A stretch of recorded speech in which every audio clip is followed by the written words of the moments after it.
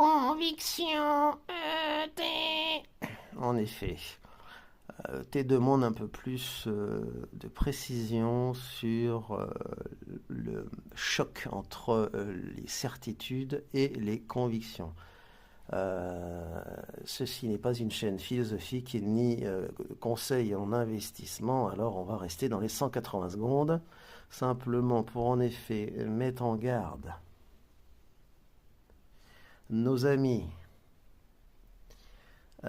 qui nous regardent.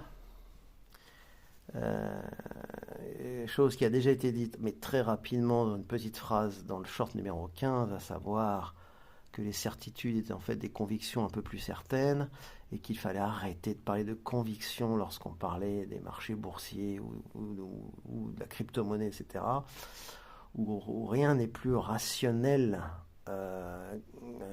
car tout part de chiffres. Rien n'est plus rationnel, car tout part d'objectifs et de stratégies financières, et qu'en effet, les gens qui parlent un peu trop de conviction pour argumenter et pour que vous continuiez à les suivre sur Internet, sur leur chaîne YouTube, etc., procèdent pour certains à des techniques de manipulation. Tous les plus grands gourous, en effet, ont des convictions. Et ont une telle éloquence qu'ils vous persuadent et vous emmènent sur leur chemin avec leur simple conviction et vous font faire tout un tas de conneries, mènent votre vie.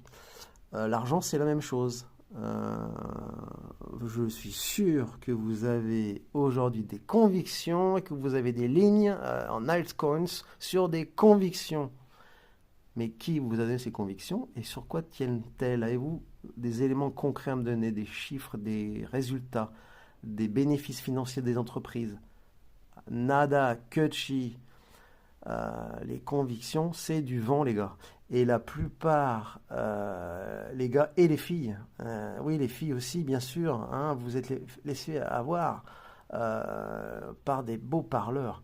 Alors, reprenez tout à la base, venez à un spectacle d'humour burlesque complètement dingue qui va traiter justement de ce point précis.